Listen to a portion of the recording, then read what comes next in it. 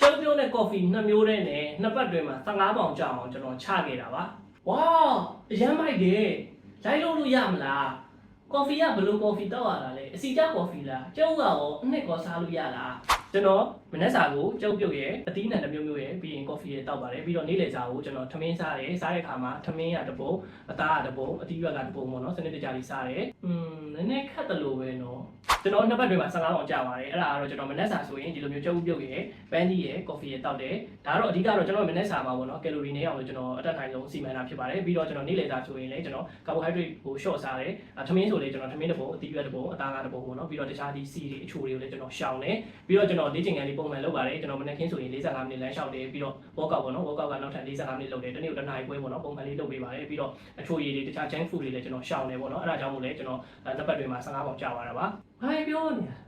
ရှုပ်လိုက်တာအစီကျ coffee လေးပဲတောက်လို့မရဘူး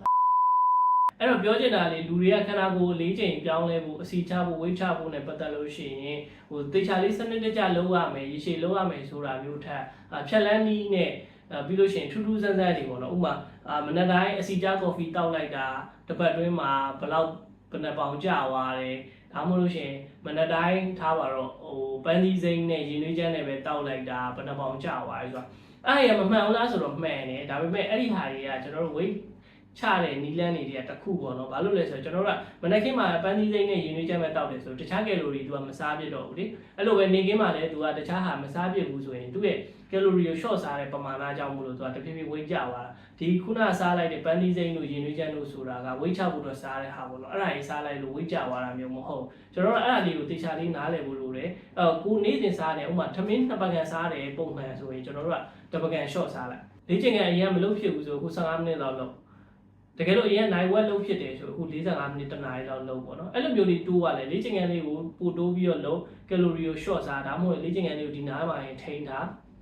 ကယ်လိုရီကို short စား junk food တွေမစားနဲ့အချိုတွေမစားနဲ့အဲ့လိုဆိုရင်ကျွန်တော်တို့ကခန္ဓာကိုယ်အလေးချိန်ကတဖြည်းဖြည်းနဲ့ကြာသွားမှာချက်ချင်းတော့မကြာဘူးဗျာလူတစ်ယောက်နဲ့တစ်ယောက်ကပုံစံတူတာမဟုတ်ဘူးเนาะကျွန်တော်ကနှစ်ပတ်တွင်းမှာကြာပြီမဲ့တချို့ကမကြာတာမျိုးလည်းရှိနိုင်တယ်ဒါပေမဲ့တဖြည်းဖြည်းချင်းမှာကြာသွားလိမ့်မယ်တချို့ကတစ်လလုံးနေမှာ3-4ပေါင်ကြာတာမျိုးလည်းရှိတယ်ဘာပြောဝိတ်ကြာရဲဆိုတာကောင်းတာပဲလေเนาะအဲ့တော့ဖြက်လန်းနည်းမရှိဘူးတခြားအစီကျ coffee တွေ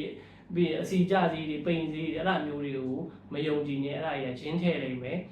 ယုံကြည်ရမှာပါလဲဆိုတော့ calorie short စားလေ့ကျင့်ခန်းလုံးအစားအသောက်ကိုစနစ်တကျစားအဆီတွေအချိုတွေရှောင် carbohydrate ကိုအတက်နိုင်လို့ short စားဖို့เนาะအဲ့ဒါဆိုရင်အဆင်ပြေပါတယ်အဲ့ဒါလေးကိုပြောပြချင်တာပါ